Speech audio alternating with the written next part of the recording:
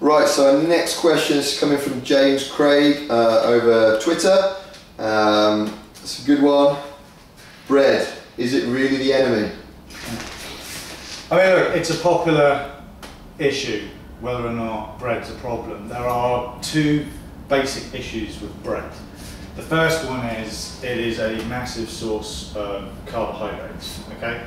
Now, in some situations, carbohydrates are an excellent source of fuel, and if your training needs require an increase in carbohydrates, particularly if you need to gain weight, but also gaining fat's not an issue for you, or if you're more into endurance or there are increased needs for energy generally, things like bread are a particularly useful source of carbohydrates. Yeah. And it's practical and easy, it's not expensive, there's all kinds of benefits. Yeah.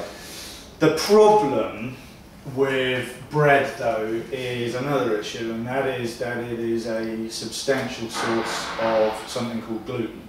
And gluten is a type of protein that is primarily found in grains like wheat, but it's also found in things like barley, rye, in certain situations oats and various other things, but basically wheat, barley and rye, which is your usual types of bread, but wheat being the most substantial source of gluten.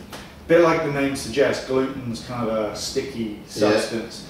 Yeah. And what it does, without getting overly technical, is it does cause a number of problems to the human digestive tract in many people. Not everyone has this problem, but a lot of people are susceptible.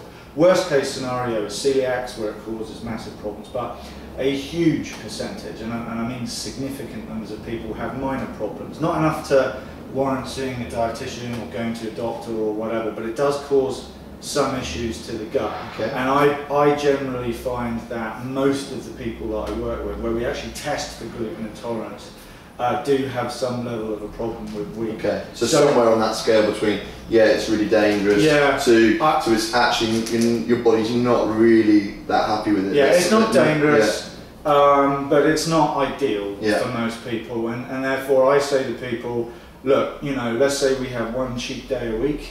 Go ahead, have some bread and cheese, do whatever, you can have a sandwich, do whatever you're going to do, but don't consume bread as your normal part of your training daily diet, unless of course we tested you and found you have no problem with it at all, and that's another option. But generally, more people than not, I say, avoid bread more often than not, but don't feel that you have to religiously avoid it. Okay, good, awesome, that's bread done.